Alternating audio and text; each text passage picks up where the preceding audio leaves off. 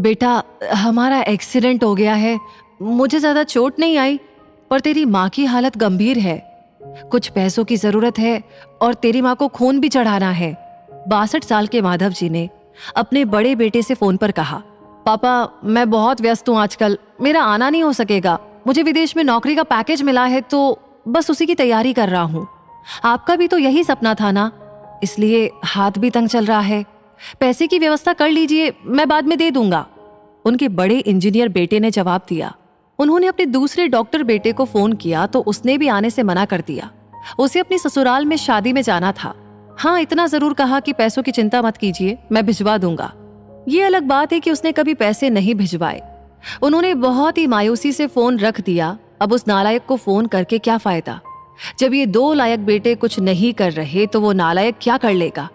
उन्होंने सोचा और बोझिल कदमों से अस्पताल में पत्नी के पास पहुंचे और कुर्सी पर ढेर हो गए। पुरानी बातें याद आने लगी। माधव राय जी स्कूल में शिक्षक थे।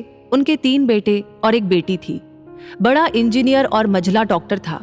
दोनों की शादी बड़े घराने में हुई थी।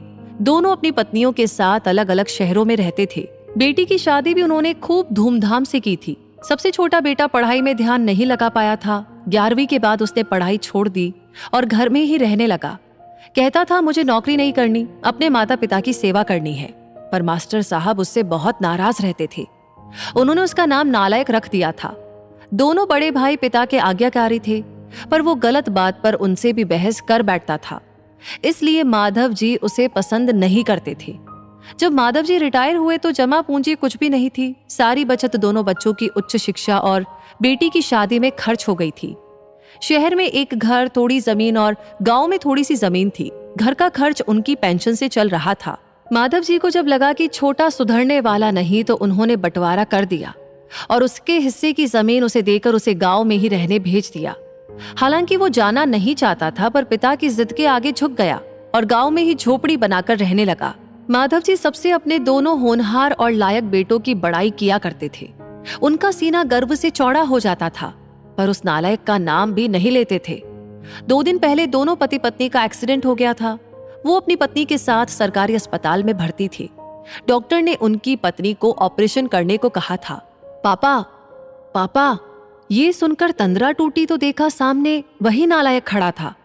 उन्होंने गुस्से से मुंह फेर लिया, पर उसने पापा के पैर छुए और रोते हुए बोला, पापा आपने इस नालायक को क्यों नहीं बताया? पर मैंने भी आप लोगों पर जासूस छोड़ रखे हैं, खबर मिलते ही भाग आया हूं। पापा के विरोध के बावजूद उसने उनको एक बड़े अस्पताल में भर्ती कराया। माँ का ऑपरेशन कराया, अपना खून दिया। दिन रात उनकी सेवा में लगा रहता कि एक दिन वो गायब हो गया। वो उसके बारे में फिर से बुरा सोचने लगे थे कि तीसरे दिन ही वो वापस आ गया। महीने भर में ही माँ एकदम भली चंगी हो गई। वो अस्पताल से छुट्टी लेकर उन लोगों को घर ले आया। माधव जी के पूछने पर बता दिया कि खैराती अस्पताल था, पैसे नहीं लगे हैं। घर में नौकरानी थी ही। वो उन लोगों को छोड़कर वापस गांव चला गया। धीरे धीरे सब कुछ सामान्य हो गया। एक दिन यूं ही उनके मन में आया कि उस नालायक की खबर ली जाए। दोनों जब गांव के खेत पर पहुंचे तो झोपड़ी में ताला देखकर चौंक गए। उनके खेत में काम कर रहे आदमी से पूछा तो उसने कहा कि ये खेत अब मेरे हैं। क्या? पर ये खेत तो... उन्हें बहुत ही आश्चर्य हुआ। हाँ, उसकी माँ की तबीयत बहुत खराब थी, उसके पास पैसे नहीं थे तो उसने अपने सारे खेत बेच दिए। वो रोजी रोटी की तलाश में दूसरे शहर चला गया है। बस ये झोपड़ी उसके पास रह गई है। ये रही उसकी चाबी, उस आदमी ने कहा। वह झोपड़ी में दाखिल हुए तो बरबस उस नालायक की याद आ गई। टेबल पर पड़ा लिफाफा खोलकर देखा तो उसमें रखा अस्पताल का 9 लाख का बिल उनको मुंह चिढ़ाने लगा। उन्होंने अपनी पत्नी से कहा, जानकी, तुम्हारा बेटा नालायक तो था ही, झूठा भी है। अचानक उनकी आंखों से आंसू गिरने लगे और वो जोर से चिल्लाए, तू कहां चला गया नालायक? अपने पापा को छोड़कर एक बार वापस आ जा, फिर मैं तुझे कहीं नहीं जाने दूंगा। उनकी पत्नी के आंसू भी बहे जा रहे थे और माधव जी को इंतजार था अपने नालायक बेटे को अपने गले से लगाने का। सचमुच बहुत नालायक था वो। ये कहानी आपको कैसी लगी? इस कहानी को सुनते हुए आपने क्या महसूस किया? प्लीज कमेंट सेक्शन में जरूर शेयर कीजिएगा। साथ ही इस स्टोरी को लाइक आपने ऑलरेडी कर दिया है और ऐसी कहानियां हमेशा आपको आगे मिलती रहे, उसके लिए हमारे पेज को फॉलो करना ना भूलें, क्योंकि आपके लाइक, शेयर और कमेंट्स हमें इंस्पायर करते हैं ऐसी कहानियों पर काम करने के लिए। तो मिलेंगे आगे बहुत जल्दी ही, तब तक के लिए धन्यवाद।